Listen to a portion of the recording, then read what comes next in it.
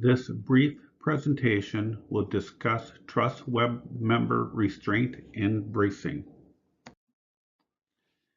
We will go over basic terminology, why and where bracing is needed, along with alternative methods and the documents that are normally provided with the truss delivery.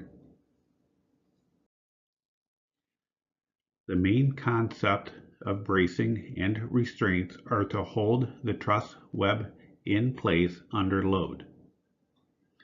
A lateral restraint, also known as continuous lateral restraint or CLR, is a structural member installed at right angles to a truss web member to reduce the lateral unsupported length of its member.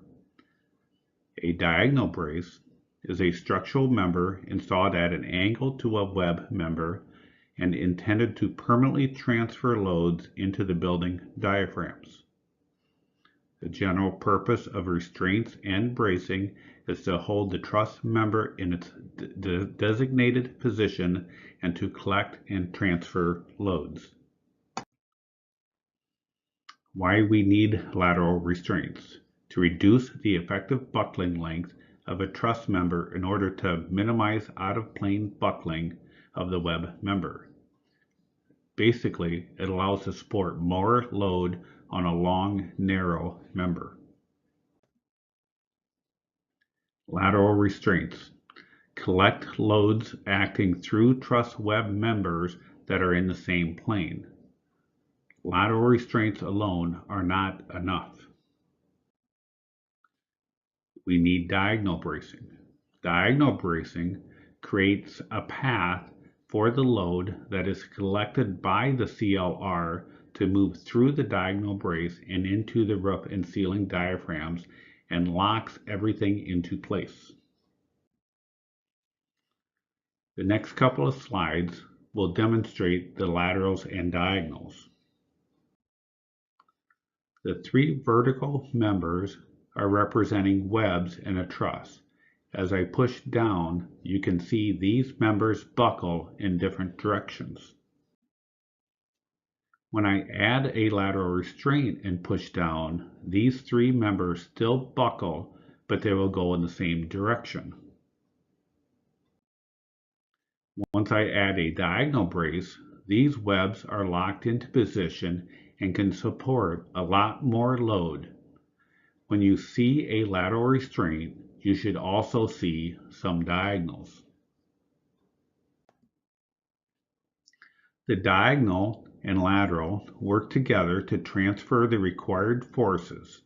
The photo on the right shows what can happen when not installed correctly. Keep in mind that the diagonal should cross the lateral where the web is at. The location of permanent lateral restraints are clearly marked on the truss profiles as shown. Note, the diagonals are not specified on this document.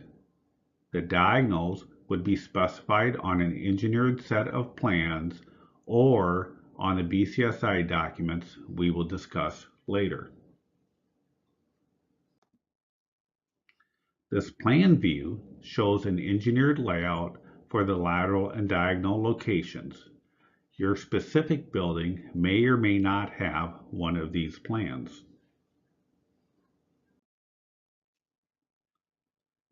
Shown on the next couple slides is a 3D model of a large mono truss with the lateral and diagonal bracing. You can see in this view the laterals overlap the truss web by about 12 inches, and the diagonals are crossing where the laterals are located. Note that this is just one way you can brace a system. The BCSI documents have several options you can consult with a professional engineer.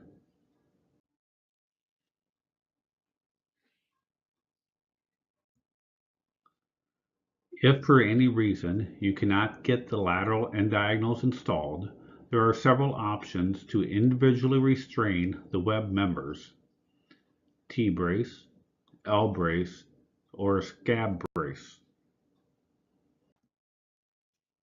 The truss industry provides bracing guidelines, building component safety information, which includes recommendations for permanent bracing, BCSI B3.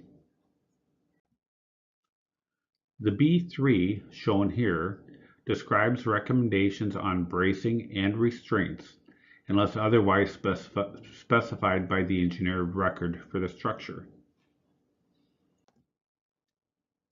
In summary, laterals and diagonals are needed together to properly transfer the forces.